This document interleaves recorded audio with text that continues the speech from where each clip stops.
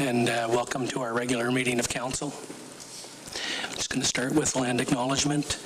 We acknowledge that we live, work, and gather on the traditional and unceded territory of the Algonquin people, specifically the Temiskaming First Nation. We recognize the presence of the Temiskaming First Nation in our community since time immemorial and honor their long history of welcoming many nations to this beautiful territory and uphold and uplift their voice and values. I call the meeting to order at 6 o'clock. Roll call, please. Thank you, Your Worship. All members are present with the exception of Councillor Ducharme. Thank you. Item 3, review and revision or deletions to the agenda. Seeing none. Go to item 4. Be it resolved that the City Council approves the agenda as printed. Can I get a mover, please? Thanks, Councillor Peltier-Leving, and a seconder, Councillor Wilson. All those in favor? The motion is carried.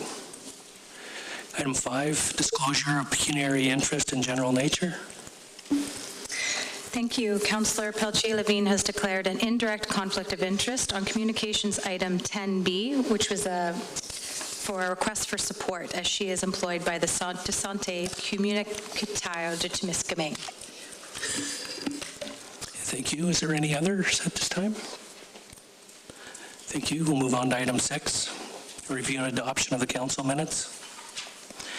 Be it resolved that City Council approves the following minutes as printed. Our regular meeting of council, February the 7th, 2023. Can I get a mover, please? Thanks, Councillor Wilson. Seconded by Councillor Graydon. Discussion? All those in favor? That motion is carried. This brings us to item 7, public meetings pursuant to the Planning Act, Municipal Act, and any other statutes. Item A is potential disposition of land. The applicant is Abdul Khalik. The property is a portion of Diamond Crescent. And the purpose, the applicant is seeking to purchase a portion of Diamond Crescent to join 2 individually owned properties to facilitate the development of a residential rental project.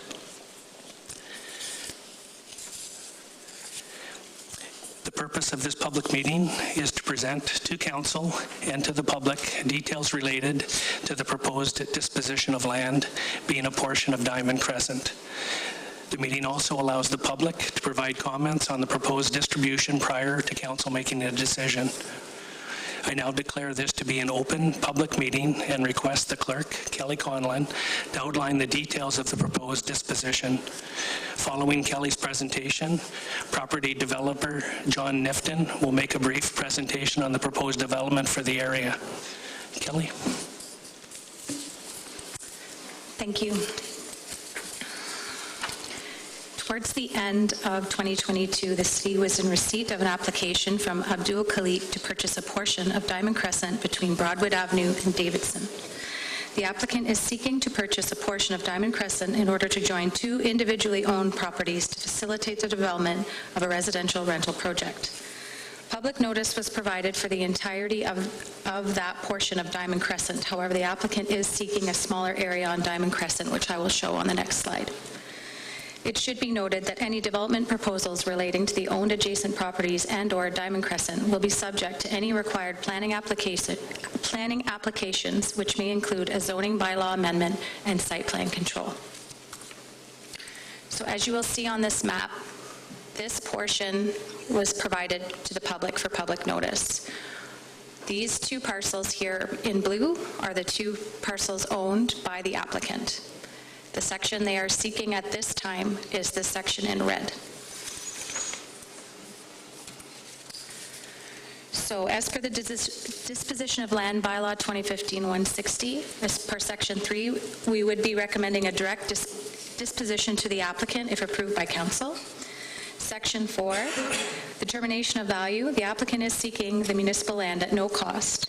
It should be noted the Corporate Services Committee recently supported a recommendation that if Council approves of the disposition, that a price be determined following further discussion of the intended use of the land. And as per Section 6 of said bylaw, public meeting notice was provided via city bulletin, and mail notice was sent to abutting property owners. In addition, the notice was circulated to municipal staff, and I will review the following comments. The city planner noted that the developer's current adjacent properties on either side of this road allowance are designated residential neighborhood in the City of Temiskaming Shore's official plan and are zoned community facilities in the city's zoning bylaw.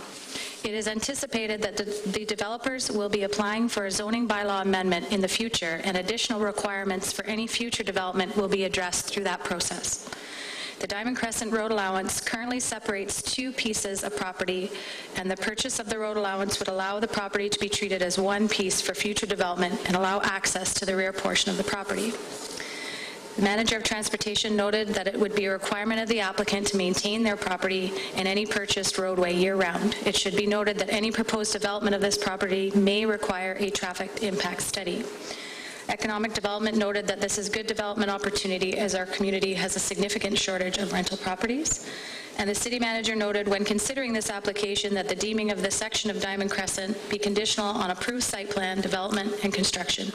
A firm conditional provision could also be built into the transfer if approved, along with a sunset clause to ensure the parcel described as lots 215 to 223 does not become landlocked should the development not proceed. I was also in receipt of written comments on the proposed disposition, and I'm going to summarize those first two. Both of these written comments in the letter format were provided to council. I will just summarize the first letter from Peter Waite of the Ramsey Law Office, who wrote in behalf of the owners of property abutting the subject road allowance. And it is their understanding that the subject site is being considered for sale to a developer to help facilitate the development of an apartment building. The abutting property owners do have concerns and feel the developer may build a large building using a portion of Diamond Crescent, which would allow the developer to build too close to the back of their yard, creating privacy issues, obstructing views, increasing traffic and noise on a quiet street. The sale of the road allowance would facilitate the removal of a buffer, thereby creating concerns regarding privacy, loss of sunlight, and inadequate separation of land uses, and reduce desirability and market values of homes if the developer is allowed to build on the Diamond Crescent portion, as the building would be too close to other residential properties.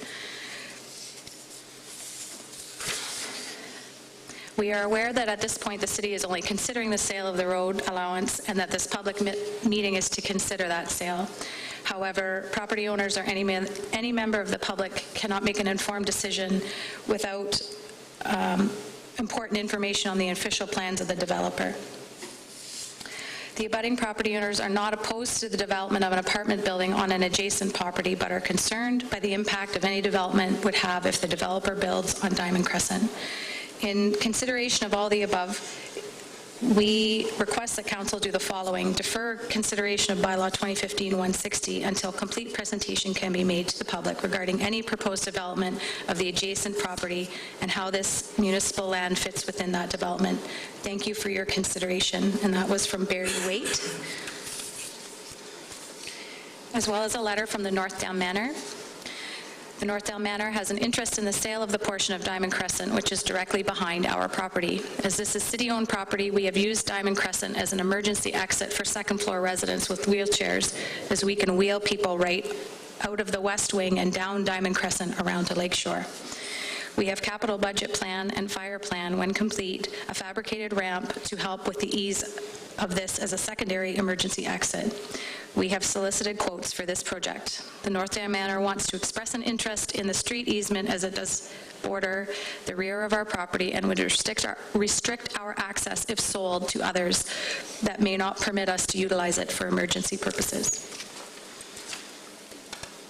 In addition to those letters, I received the two comments here on this slide. One stating, I live directly next to the property at 121 owned by the individuals proposing the purchase of the lane that is proposed to be purchased. It is the intentions of the owner to demolish the school on the property at 121 and put in a parking lot.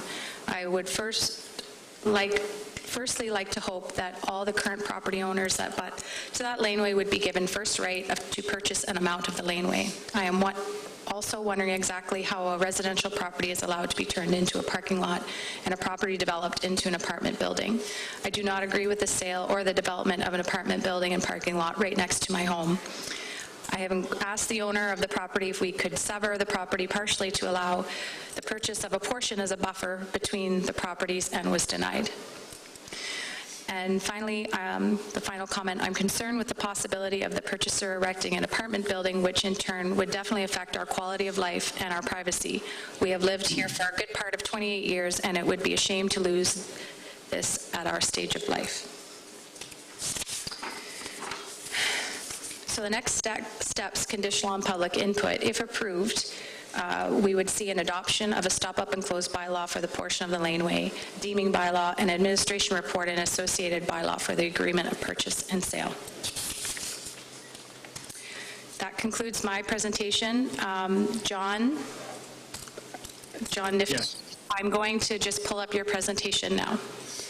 Thank you.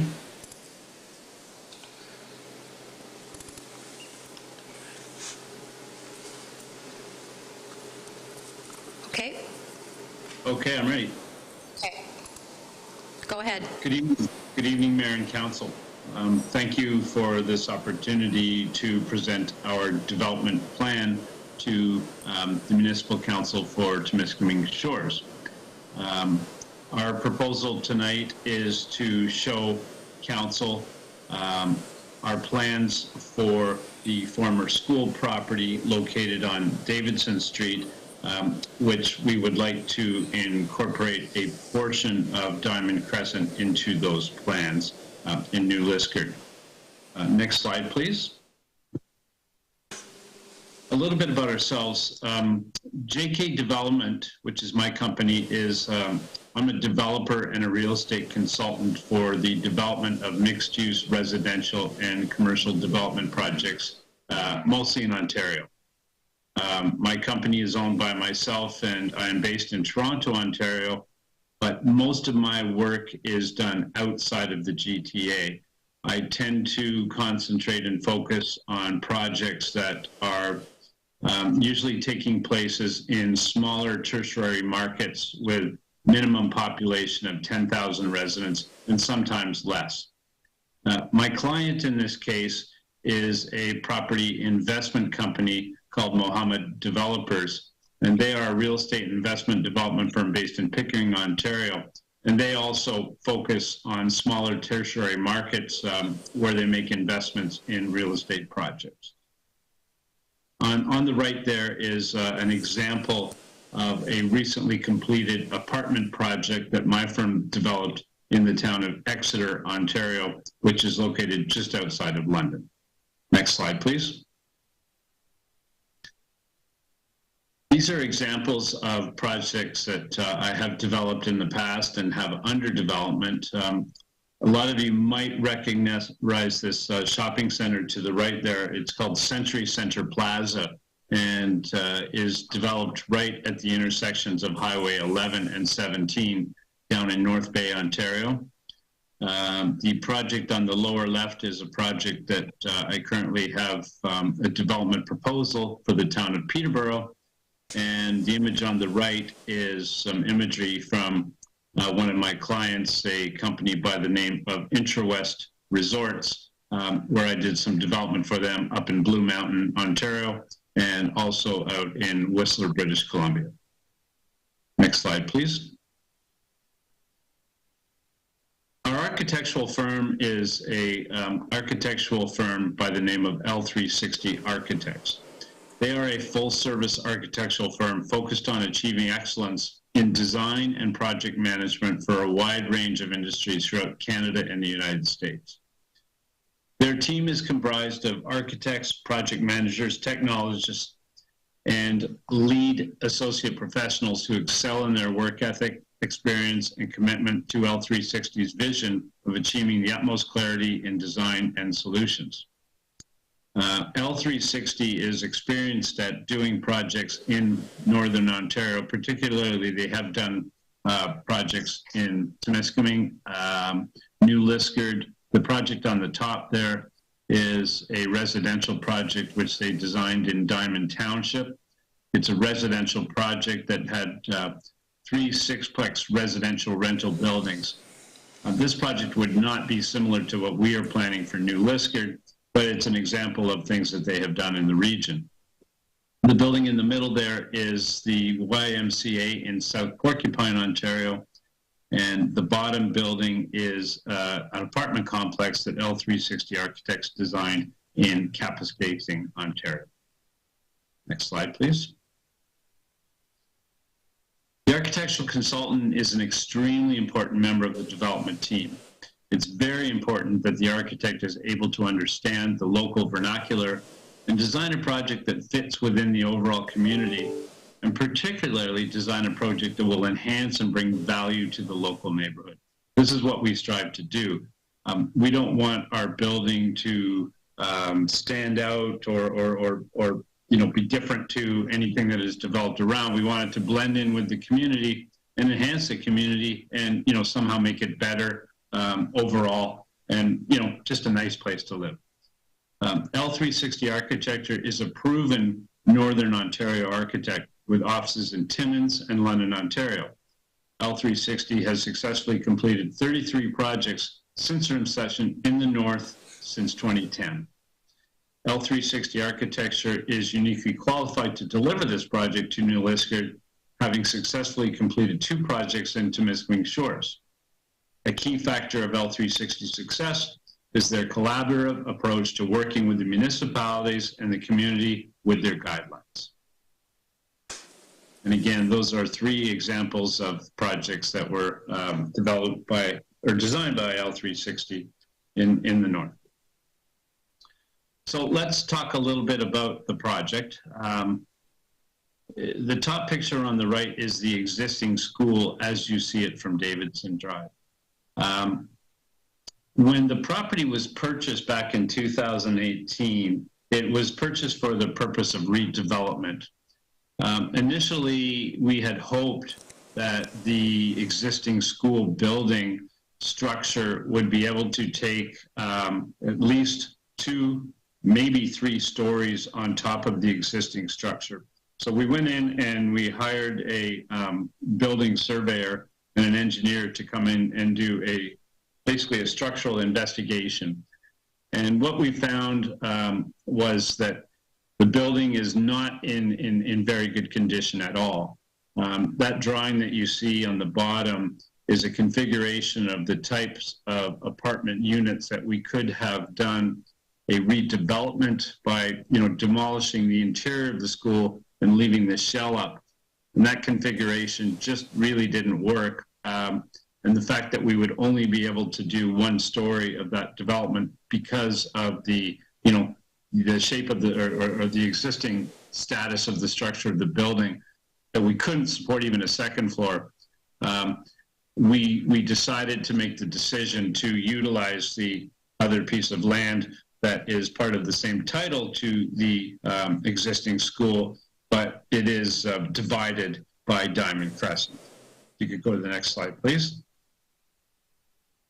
So you can see on this map on the right that there are basically 2 separate parcels under the same title that are owned by my client in red. I don't know if you can see that on your screen there in council. So the top that has the number 1 inside of it is the existing school, and the second area with the number 2 in it is the other piece of land that is kind of behind Northdale Manor, and it runs adjacent to the Diamond Crescent Road allowance. So what we are proposing is to acquire the yellow area of Diamond Crescent to allow us to join the 2 properties as 1 complete parcel. And that is the area that we are seeking to acquire from the municipality. That piece of land is approximately 1,945 square meters. It measures in length about 70 meters, and the width is about 22 meters across. You can also see it in red on the drawing below. It's a different angle. And you can see how our building design, that layout in white there, would go into the Diamond Crescent road allowance by approximately 3 meters, I believe. Maybe less than that, actually. Next slide, please.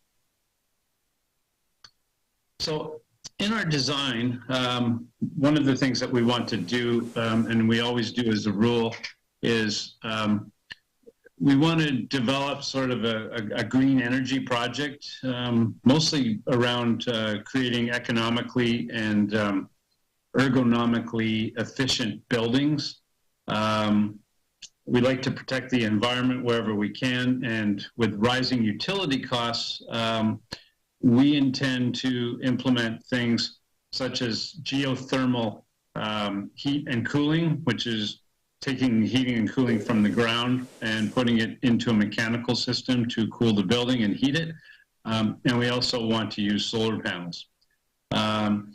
These environmentally friendly projects, they're high efficiency, they lower utility costs, and we intend to use these technologies to implement them and try to run an efficient building, which in turn we can pass on to our tenants, and hopefully have to charge lesser rent because our operating costs will not be so high. Next slide, please. So here's a look at what we are proposing. This view is kind of looking from the southwest, and you can see the smaller building on the left, which is the former school property. And what we have planned there is a 2-story residential project containing up to 6 rental apartment units to be developed on the former school site. The building on the right is a 3-story residential building containing up to 53 rental apartment units to be developed on the south portion of the old school property, plus the smaller portion of Diamond Crescent that I indicated on the last slide. Next slide, please. So here is our proposal or our ask. We're asking the municipality to convey the land to my client, the developer, for the fee sum of $1. In return, we would like to enter into an affordable housing agreement with the municipality to provide much needed affordable housing to the community. Affordable housing incentives, in our experience, they come in many forms. A developer can discount rents on a certain percentage of total units to be developed, working with a municipality to offset certain project development costs, such as providing land, reducing permit fees, reducing or deferring property taxes, or a municipality can assist a developer in securing government, provincial, or federal funding for much-needed affordable housing initiatives. And I'm hoping or thinking there could be some Northern Ontario development grant money that we could apply for, and with the municipality's help, to develop affordable housing in our project. And that would be part and parcel of asking the municipality to grant us the Diamond Crescent laneway for the sum of $1. Next slide, please. So that is my presentation for tonight, and I want to thank you for your time and consideration. Calic Properties, JK Development, and L360 Architecture, we're looking forward to working with the municipality of Temiskaming Shores. We want to develop a great project in your community, and we're looking forward to doing the next steps to try to make this happen. So I want to thank you, and I'm open for any questions that you might have right now, Mayor and Council and planners. Any questions? Well, John, I want to thank you for your presentation. Kelly, thank you for your presentation as well. At this time, if there are any members of the public wanting to speak to this issue, please approach the podium, state your name and address for the record.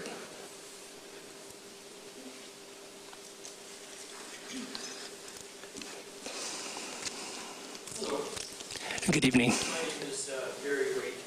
I live at 54 Catherine Street, but I'm here representing the neighbor of the Sorry, Barry, maybe just turn the mic on. There we go. Here, my name is Barry Waite, and I live at 54 Catherine Street, but I'm here representing a neighbor of the subject road allowance that is up for sale. Mostly, I just wanted to come up to apologize for some confusion I might have left in the end of the letter, in that I did not realize that bylaw 2015-160 was a procedural bylaw. I thought it was actually a bylaw related to this particular sale. And so when I said defer consideration of the bylaw, that's not relevant. It would be more of consideration of deferring the actual decision until the presentation you made to the public. Now, my client did not know that this kind of detail would be put forward at this meeting tonight. So I guess, there's two requests. One is that this kind of information be put forward before a decision is made on the sale of the road allowance. This kind of information is put forward to the neighbors.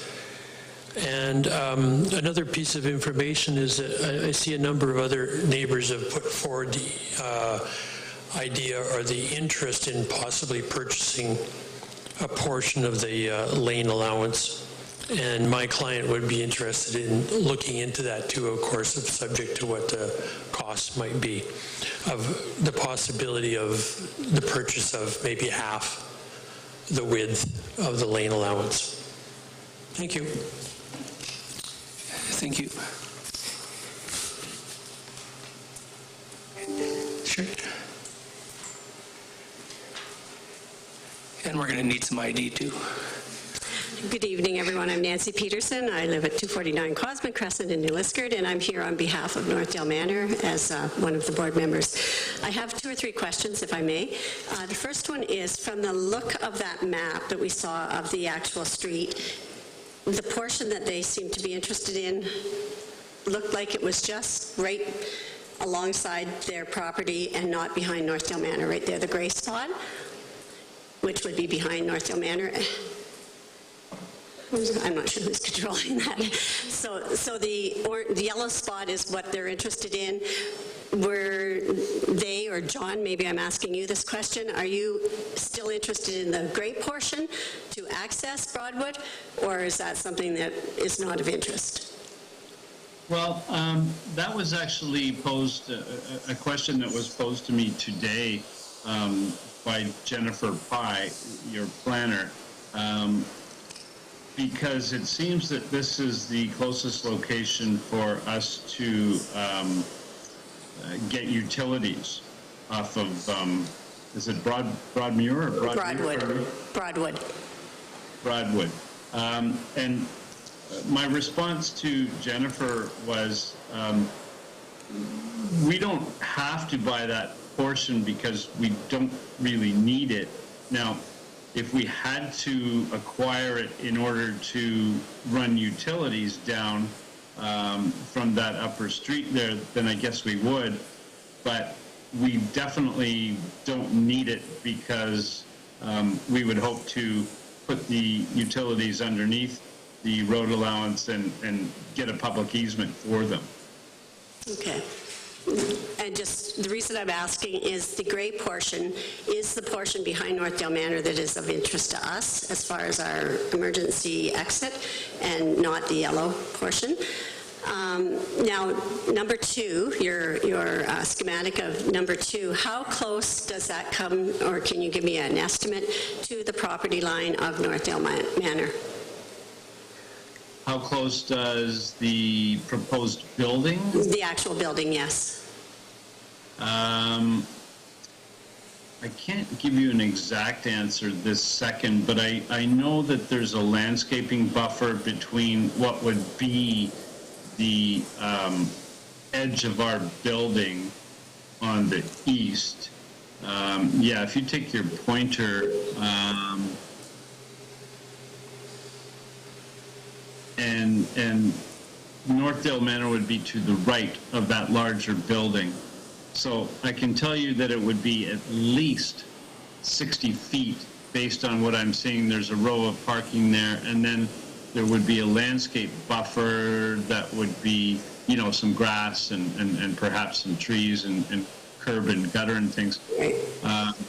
But I'm not sure how close your building is to that property line. So I can't tell you exactly, but I certainly can provide that information to you first thing tomorrow morning. Okay, I'm a little confused because where the cursor is now, being Northdale Manor, I would suggest that the other portion of green to the right is also Northdale Manor building, the building of Northdale Manor.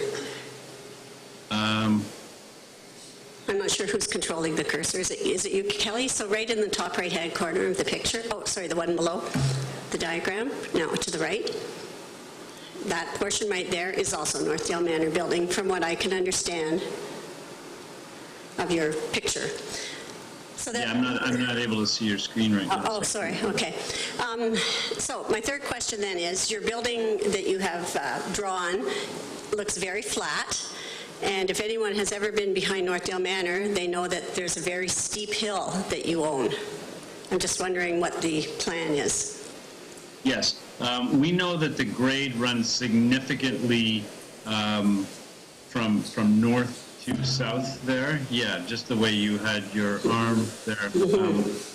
And the way our architects have designed the building is that the building would sort of be, I don't know if you guys can see me, but it would be inset into the ground somewhat, and in the basement of the building is where we would have mechanical rooms, janitor rooms, all of the back of house stuff that you know, doesn't have to have windows, because according to Ontario Building Code, if you have a bedroom in an apartment building, it must have natural light coming in from the outside. You have to have windows to the outside. So we plan to put the building kind of on an angle into the ground there, and we know that the soil is not very good there. There's a lot of clay. From a geotechnical perspective, that area can only support about a 4-story, maybe a 5-story building, according to reports that we have. So that's how we plan to deal with the change in grade elevation of the lands there. Okay, so from the west, from the side where the existing school is, you're looking at about a 3-story building, and next door to Northdale Manor's backside of Northdale Manor, which does have resident rooms, you'd be looking at about 5 stories. No, the building is a 4-story building. It's just one of the floors would be partially underground. Okay.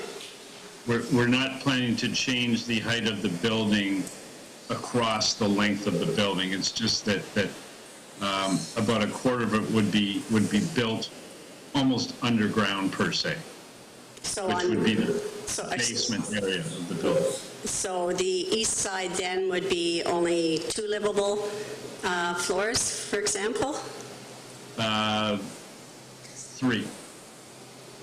It's a 4-story building. Okay. So the ground floor, if you were looking out the back of Northdale Manor, the ground floor would kind of be underground. I'm not seeing your vision because this hill is much steeper, I'd say, than 1 story. But anyway, that's for you to figure out, not me. And then my last comment is Northdale Manor has not received any kind of notification from anyone. We only saw your application in the newspaper locally, just FYI. Thank you. Thank you for answering our questions. Thank you. You guys have anyone? Anyone else? Okay, thank you to the members of the public for their comments. Are there any members of council that would like to speak to this issue? Councillor Whalen? Yeah, sorry, I'm going to save my other questions for when we actually deal with the sale, but just while we have our manager of environmental here, if services are on there for the information of the manor, we would retain that portion due to the services being there. Just to clarify, you're speaking about the retain the portion of Diamond Crescent? Yeah, the For greater servicing blue purposes. section. Yeah, so there's a couple options. One would be that the purchase proceeds for the rest of Diamond Crescent and services run that way to connect off of Broadwood. The other option would be to enter into an easement agreement with the developer and have stipulations in that easement agreement what the requirements would be. The reason for the servicing having to run onto Broadwood is because there's insufficient servicing off of Davidson right now. It would never support what the proposed development is. Yeah, but ideally, we wouldn't give up the rights to that serviced area anyway, so I wouldn't think.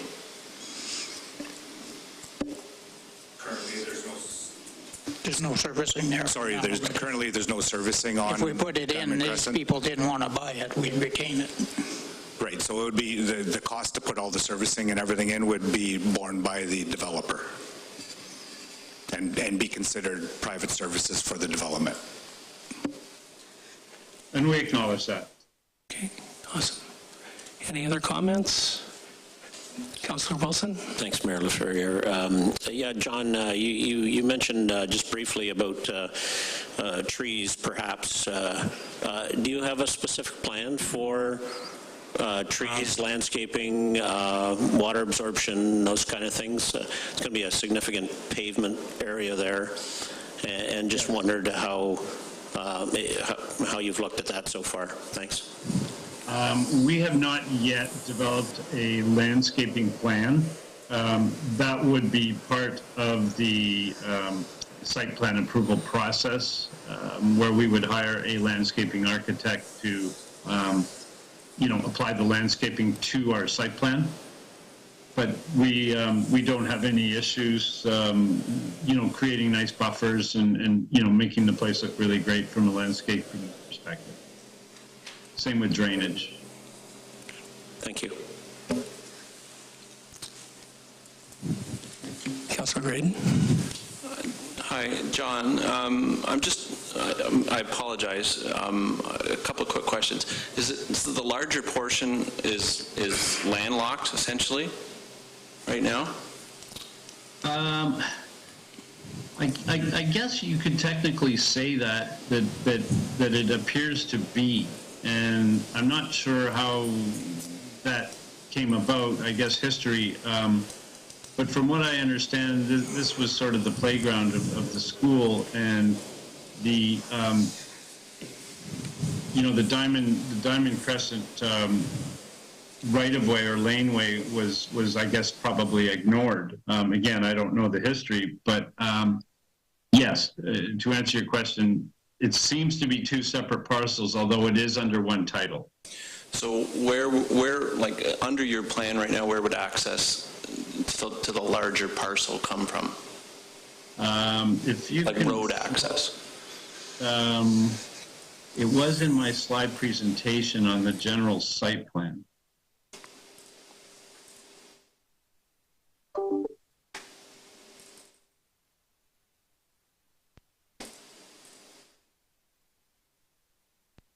Are we able to show that?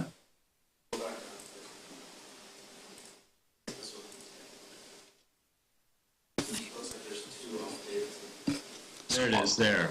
So all your road access right under the plan right now is coming off of Davidson? Correct. And the plan wouldn't include access through Diamond? Pardon me, it does come off Davidson at the bottom and also through where the existing school is, sir. Okay. Okay, thank you. Okay. Any more questions? Okay, thank you. And thanks everybody for your participation tonight. I do have a draft motion in front of me. Be it resolved that the Council of the City of Temiskaming Shores hereby acknowledges the presentations in regard to the potential disposition of land from the municipal clerk, and that Council directs staff to prepare an administrative report related to the potential disposition of land for a portion of Diamond Crescent to outline the comments received at the public meeting held on February 21st, 2023, and to provide the options available to Council for consideration at a future Council meeting. Can I get a mover, please? Thank you, Councillor Wayland. Seconder. Thanks, Councillor Graydon. Comments? All those in favor? That motion is carried.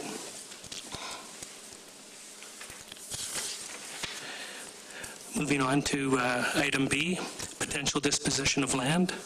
The applicant is Northern College. The property is Ethel Street, Hardy Avenue. And the purpose, the applicant is seeking to purchase a portion of Ethel Street to include the remaining portion of the land into Northern College, holding to maintain access onto the remainder of the property. In doing so, the unopened portion of Hardy Avenue would be considered landlocked. Therefore, the municipality requested that the applicant consider the acquisition of Hardy Avenue.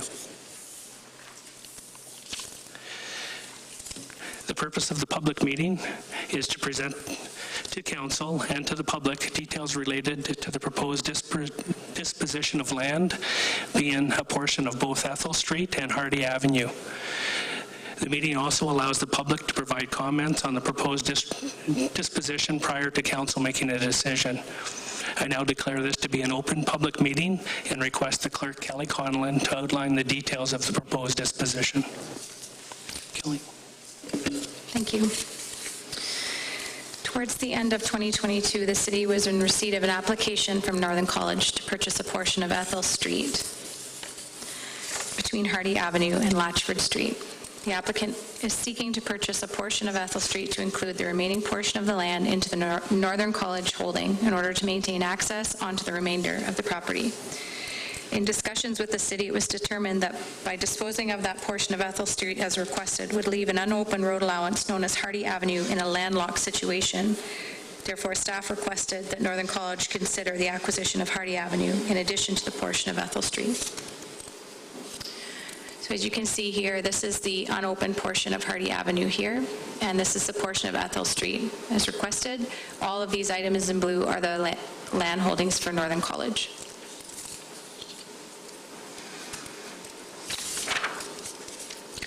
Disposition of Land Bylaw 2015, Section 3, we would be recommending, if approved, a direct disposition with the applicant. Determination of value, the Corporate Services Committee recently supported a recommendation that the land be at no cost if approved by Council. However, all costs for survey and legal would be assessed to the applicant. Notice was provided via city bulletin and mail notices to abutting property owners. The application was also circulated internally to city departments with the following comments noted. The city planner noted that the Committee of Adjustment approved a minor variance in late 2022 to allow the construction of an addition to Northern College's veterinary services building, with the understanding that Northern College would be moving forward with purchasing the remaining portion of Ethel Street road allowance. Given the characteristics and conditions of the area and the road allowance, the planning department had no objections with the proposal and supports the request of Northern College to purchase the remaining portion of Ethel Street road allowance and Hardy Avenue. Should the sale proceed, it is recommended that a deeming bylaw be required to ensure that all lots in the land holding merge on title for the purposes of the Planning Act. The applicant, Northern College, also acknowledged the requirement for an easement to the easternmost portion of Ethel Street to allow access to the driveway in the neighboring residential development. The following comments were received by the clerk from members of the public. Due to the lack of information provided, access to their property can cover a lot of subjects. Road, parking lot, just to own it. Will this affect my taxes? Will this give the public access through there?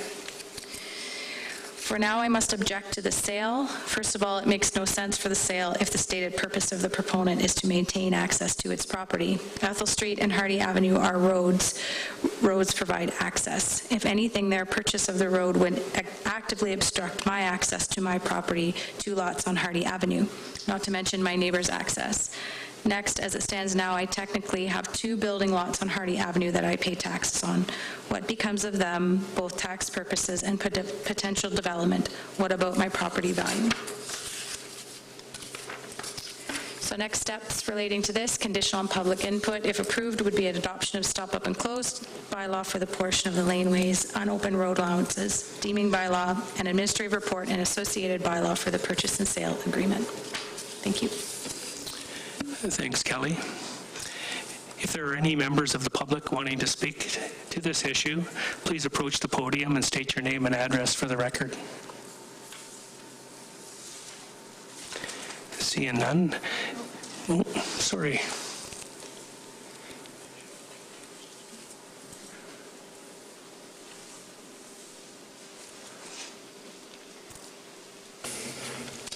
Peter Bringotten, 702 Latchford Street.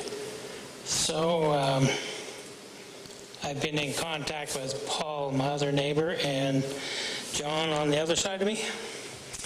And we were wondering if you're going to answer those questions tonight that we put forth. And this road allowance, is that the one that's closed that goes through our properties now? Is that what's going to go across the back? There's access to that information, but it would be dead end down there, or? I guess that, once the property would get transferred over to them, they would have to apply for any changes that they would want to do in that area. Right now there isn't any proposed development. Coming from Northern College, the concern that council had is by acquiring the roadway in, it's landlocking that piece of laneway at the back. And, for us, for the city, leaving that piece of property landlocked creates more of a challenge. So that's the discussion we had with Northern College. It just resolves, that issue of concern. Yeah, it's total logically to us anyway. We were just wondering, down the road, if they were going to, if there's going to, they have a parking lot right there, if they run that down there, that all of a sudden gives access to the back of our properties, that would be a meeting that for development at that time, or? Yeah, if they're making any changes, then that would need to, go through the proper process. So that's... Sure, maybe I'll just, turn it over, Amy. So the one condition as noted in the application would be the requirement to deem the lots, and so it would consolidate it. So that kind of road allowance would then become part of the larger parcel. So you wouldn't actually see it as a roadway, it would be more as just the parcel of land in the deemed onto the rest of the land holdings. And the Ethel portion right now is it's a half of an allowance now, so once that's closed, it would be just a bush lot at the back of the properties that would just be held in this unopened road allowance. So that's why it's being suggested that it be part of the land holdings and deemed together. Okay, so down the road, if they plan to do anything, we'd be notified anyway about it, probably. That's right, and they would have to have setbacks, so it would become part of the larger lot, so it wouldn't be used as a road allowance any longer. It would be used more as a side yard or... So basically then there's no worries because they're not going to affect our taxes because we don't have access, because we've all thought about that over the years, that since we don't have access, why should we pay for big taxes for it? So yeah, you should have no taxes on that other than what you actually own. Sounds logical. Okay. Very good. Thank you. Thank you. You're welcome. Any other questions, comments? So thank you to the members of the public for their comments. Are there any members of council that would like to speak to this issue? Councillor Wilson? Yeah, Mary LaFerrier here, thank you. What is the width of Hardy's at a full 66-foot road allowance? Yeah. Okay, thanks. Any other questions? I now declare that this public meeting is closed and council will give due consideration to the application. I do have a draft motion in front of me. Be it resolved that the Council of the City of Temiskaming Shores hereby acknowledges the presentation in regard to the potential disposition of land from the municipal clerk, and that the council directs staff to prepare an administration report related to the potential disposition of land with and for a portion of Ethel Street and Hardy Avenue to outline the comments received at the public meeting held on February 21st, 2023, and to provide the options available to council for consideration at a future council meeting. Can I get a mover, please? Thanks, Councillor Foley. Seconder. Thanks, Councillor Wilson. Discussion. All those in favor?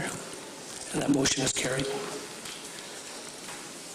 That brings us to our first question and answer period. Is there any questions or answers from the public? Anything online? No? Okay. We don't have any presentations or delegations, and it brings us to item 10, communications. So 10A from Michelle Carroll, Communications and Executive Coordinator for DSAB. And that was her Q4 2022 report and board announcement for media release, and we've received that for information purposes. And item B from Guy Bilodeau, Board Chair, Centre de Santé Communautaire de Temiskaming. It's a request for support and concerns with limited, phlebotomy services, the letter to the Honourable Sylvie Jones, Minister of Health of Ontario, and that was received for consideration of support. I do have a draft resolution in front of me. Be it resolved that the Council for the City of Temiskaming Shores agrees to deal with communication items 10A and B in accordance with the agenda of references. Can I get a mover, please? Thanks, Councillor Graydon. A seconder. Thanks, Councillor Whalen. Discussion? All those in favor? And that motion is carried. Item 11, Committees of Council, Community and Regional. I do have a draft resolution. Be it resolved that the following minutes be accepted for information. Item A, minutes of the District of Temiskaming Social Services Administration Board meeting held on January the 19th, 2023. Can I get a mover, please? Thanks, Councillor Graydon. A seconder. Thanks, Councillor Wilson. Discussion? All those in favor? And that motion is carried. Item 12, Committees of Council, Internal Departments. I do have a draft resolution in front of me. Be it resolved that the following minutes be accepted for information. Item A, the minutes of the Climate Change Committee meeting held on January the 24th, 2023. And B, the minutes of the Building Maintenance Committee meeting held on February the 7th, 2023. Can I get a mover, please? Thanks, Councillor Foley. Seconder. Thanks, Councillor Whalen. Discussion? All those in favor? And that motion is carried. Brings us to item 13, reports by members of council. And have any volunteers? Anybody have any updates they want to give? Councillor Wilson?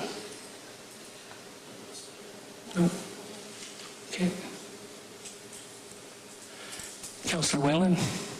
I don't have an update, but it says transit update. I just want to say how nice it was to see the transit bus back on the streets today. So thanks everybody for that. Awesome. Thanks, Councillor Whalen. Councillor Wilson, would you like to take a second shot at that?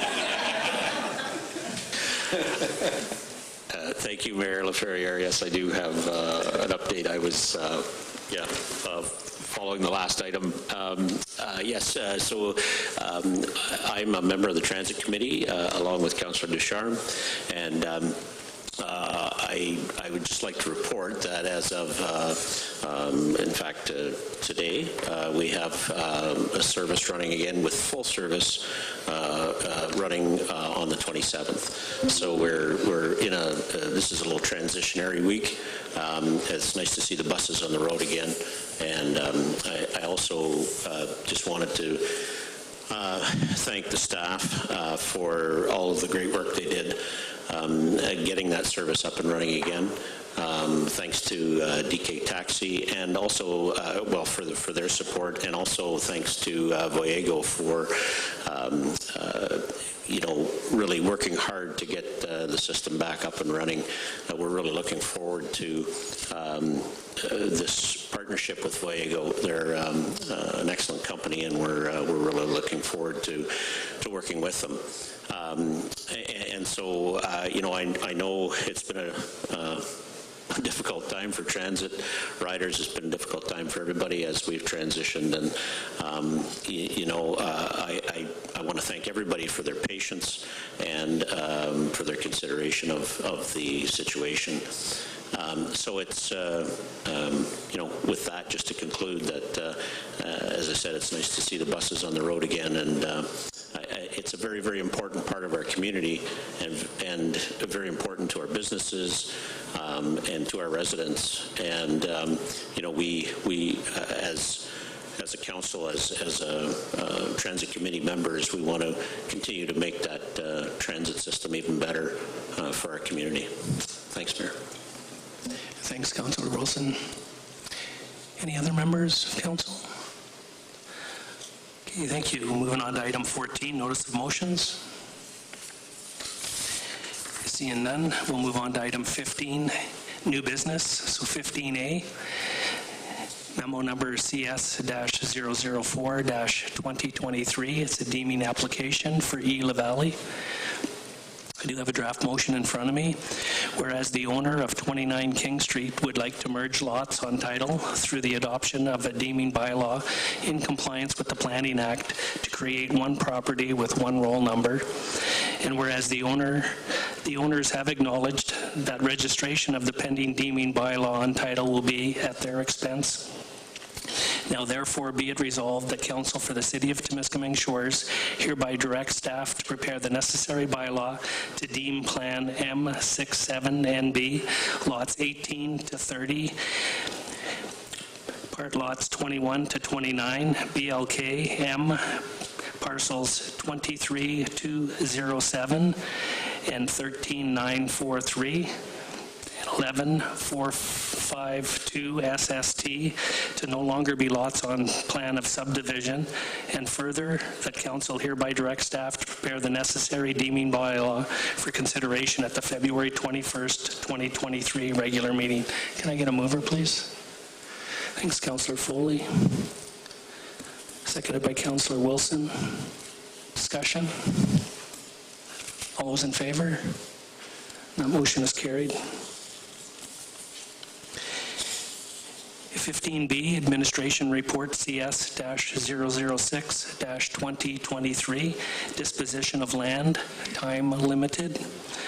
I do have a draft resolution in front of me. Be it resolved that Council for the City of Temiskaming Shores acknowledges receipt of Administration Report CS-006-2023, that Council directs staff to prepare the necessary bylaws to enter into an offer of purchase and sale agreement in the amount of $4,250 plus all associated costs between the City of Temiskaming Shores as vendor and Time Limited as the purchaser for consideration at the February 21st, 2023 regular council meeting.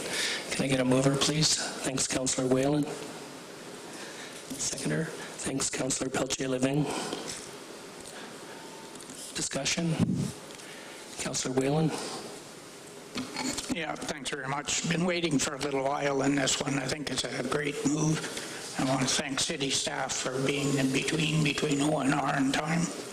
Time's a very prominent business in the community, so it's nice to see that the community's taken an open for business attitude, and this is a big step towards that, so I appreciate it. Thanks, Councillor Whalen.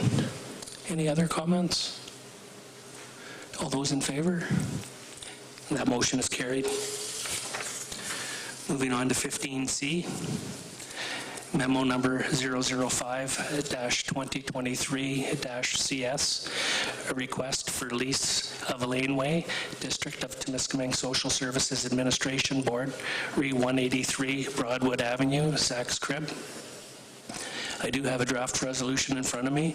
Be it resolved, the Council for the City of Temiskaming Shores acknowledges receipt of memo number 005-2023-CS for information purposes, and that Council for the City of Temiskaming Shores hereby either approves or denies the request for the lease of the laneway adjacent to 183 Broadwood Avenue. Can I get a mover, please? Thanks, Councillor Whalen. Seconder. Thanks, Councillor Foley. Discussion. Councillor Whalen. Yeah, I moved it, but I'd actually like to see us deny this request. I have concerns with the seniors hall being right across the street. I don't want us to open up too much of a general area for the Zach's Crib, because I do have concerns for the elderly people across the street. I also have concerns for the fact that I know the neighbors do use that rather regularly, and the fire chief might be able to correct me. I don't know what the fire plan is for the new apartment in the old school, but it seems to me there's a standpipe at the back corner at the end of that laneway. So I just don't want to give up access to that. I think it's important that we maintain that, so I would like to see us deny this request. Okay. Thanks, Councillor Whalen. Any other comments? I wouldn't mind. Oh, sure. Councillor Peltier-Living, go ahead. It wasn't clear what they were asking, if they're still granting access to the other residents. So at this point, I feel like we can deny that and things stay status quo and everyone has access as it is. So I don't know if we have any more information.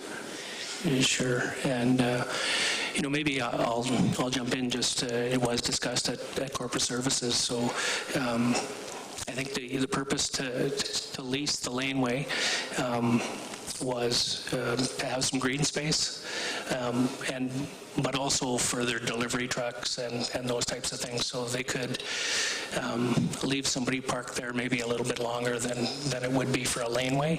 And the discussion and the challenge that the subcommittee had is it is a pretty small laneway, and it would prevent other folks from being able to use it as it is today. So we felt that leaving it as is, it is a laneway, it's for everybody to use, including Zach's Crib. And if they do stop for a delivery, it's not going to be something that's going to take a long time. It does need to continue to flow for traffic and for the other users. I believe that was why the decision was made. Any other questions or concerns? So we do have a motion in front of us, and so we're just looking whether we're approving the request or whether we're denying the request. And Councillor Whalen? I would move that we deny the request in this instance. Okay. Can I get a seconder? Thanks, Councillor Foley. And we have had a discussion. All those in favor? And that motion is carried. 15D, Administration Report RS-002-2023, the Buck Park Operators. And I do have a draft resolution in front of me. Be it resolved, the Council for the City of Temiskaming Shores acknowledges receipt of Administration Report RS-002-2023. The Council directs staff to prepare the necessary bylaw to enter into an agreement with Sylvain G. Jelena for services to operate Buck Park in the amount of $18,250. plus applicable taxes for consideration at the February 21st, 2023 regular council meeting, and further, that council direct staff to prepare a report and analysis of the long-term operator and lease option in alignment with the recreation master plan. Can I get a mover, please?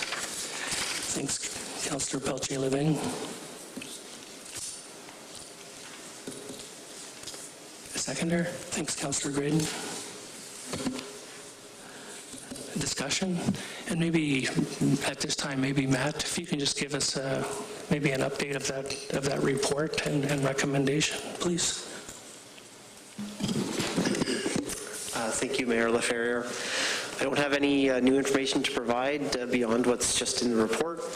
I'd like to have council award this operator's contract to our operator from the previous handful of seasons. My opinion is that they've done an exceptional job of ensuring the park is meeting its goals, keeping it full of people who are using its services. It's, in my opinion, reflected in the financials that I reported on as well. So, thank you. Thanks, Matt. I appreciate that. Any questions? Councillor Whalen? Yeah, not a question, just a comment. I'm not usually a fan of sole sourcing, but in this case, I certainly support it.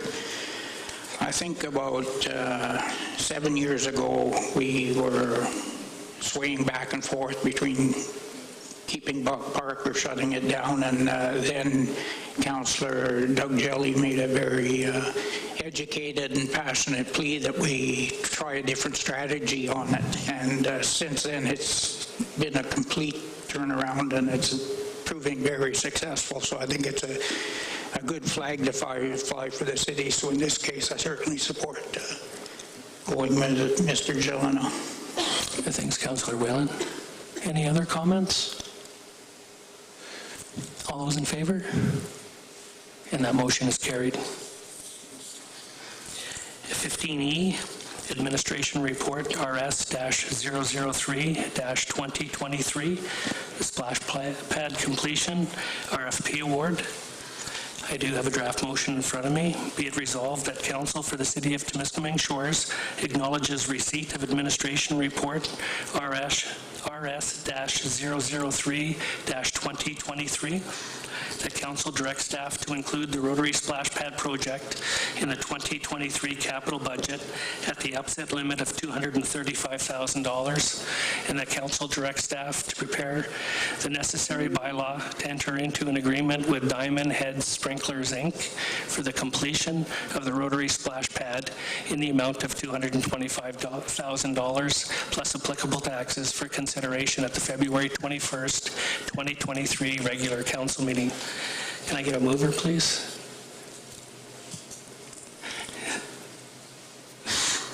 Okay.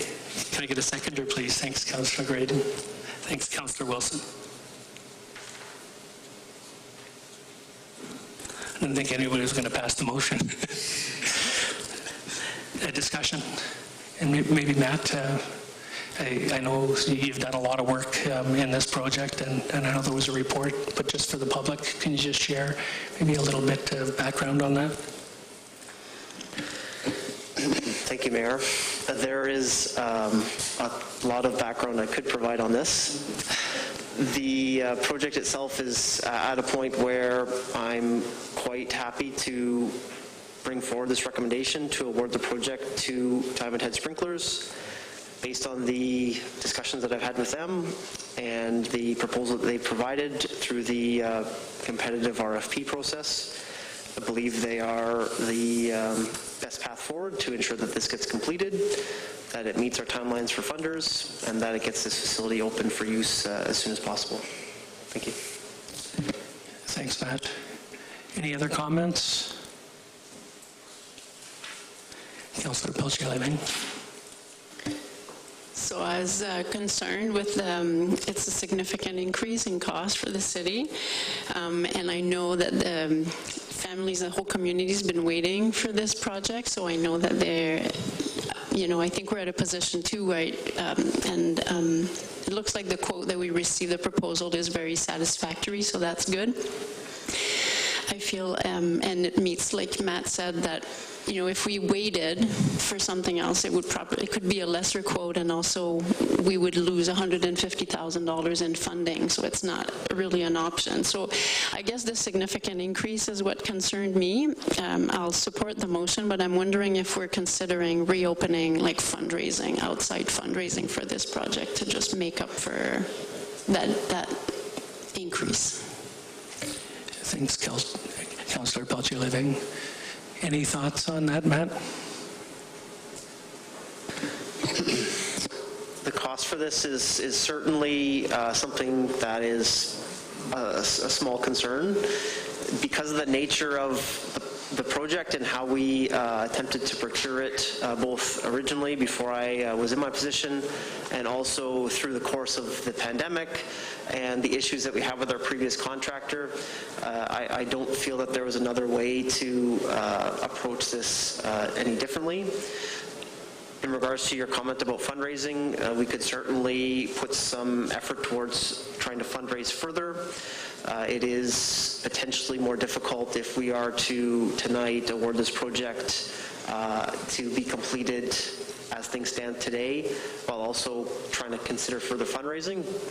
But that is something that we could attempt to do for sure. Thanks, Matt. And just, you know, my comments where we are today, the amount of money that's been spent already, it would be stranded investment.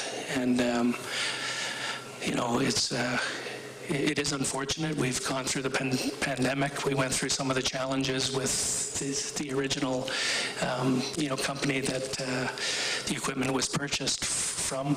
It was kind of a perfect storm. But I think right now, when I look at, you know, having a company now that's going to bring this right to closure, we can actually start utilizing, you know, the assets. And I know there was, you know, quite a bit of fundraising, you know, done throughout the community, so they want to see this project come to fruition. So thanks. If we can, you know, touch bases maybe with the Rotary Club to see if there is an opportunity for further fundraising. But I think, you know, to Matt's point is, once the project is done, it's a lot more difficult to fundraise after the fact. But any last comments? We do have a motion in front of us. All those in favor? Oh, Matt, sorry. Go ahead. Sorry to interrupt, Mayor, but I would like to make one final comment, and it was in my report, but I would like to mention that you touched on the number of funders that we have, including the Rotary Club. So one, I have been in touch with them to inform them of where we were moving forward with this tonight. But further, I did want to say that the funders that have provided funds towards this project have been very patient with us and have not been knocking down my door trying to get answers or ask, you know, about options for themselves and their funds. So would be remiss if I didn't thank them for their patience to get to this point. And I'm sure they are just as excited as we are to see this finally get built and start getting used this year. Awesome. Thank you. All those in favor? And that motion is carried. Moving on to item 16, bylaws. Draft resolution number 2023-00054. Be it resolved that bylaw number 2023-017, being a bylaw, designate any plan of subdivision or part thereof that has been registered for 8 years or more, which shall be deemed as not a registered plan of subdivision for 29 King Street. Bylaw number 2023-018, being a bylaw to authorize the sale of land between lots 226-230 on Plan M73NB, Buck Township to Time Limited. Bylaw number 2023-019, being a bylaw to enter into an agreement with Sylvain Jalina for the operation of Buck Park Campground for the 2023 operating season.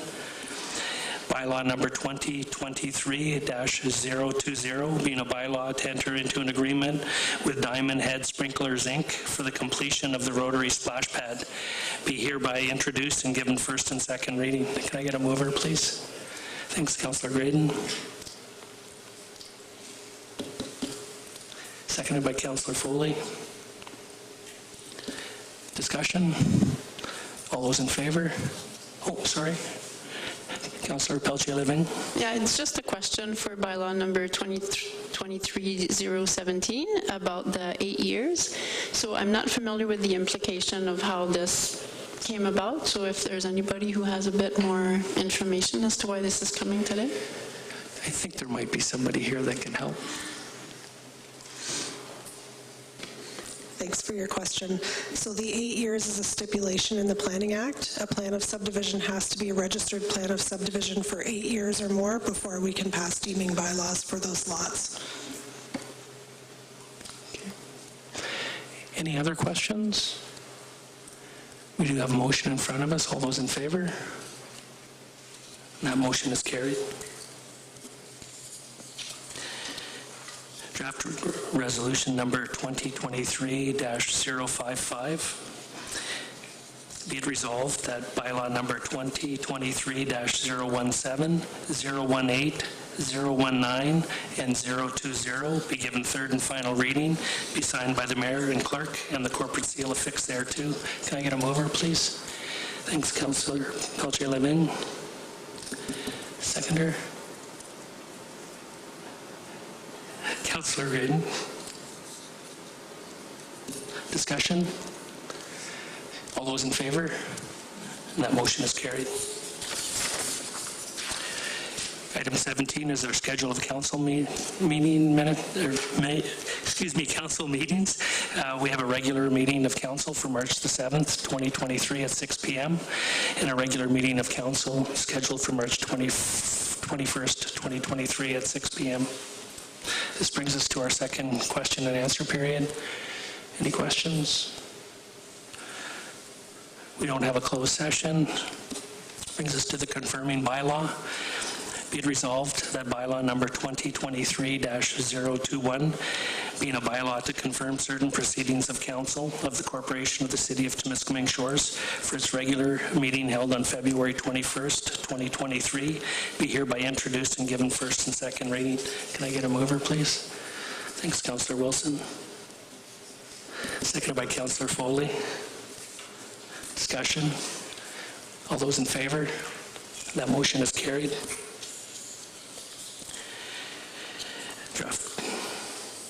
Draft resolution number 2023-057. Be it resolved that bylaw number 2023-021 be given third and final reading, be signed by the mayor and clerk, and the corporate seal affixed thereto. Can I get a mover, please? A seconder? Councillor Wilson. Discussion? All those in favor? That motion is carried. And brings us to 21, which is adjournment. Be it resolved, the council hereby adjourns the meeting at 7:20. Can I get a mover, please? Thanks, Councillor Foley. Seconded by Councillor Graydon. All those in favor? That motion carried. And we are convened. Thank you.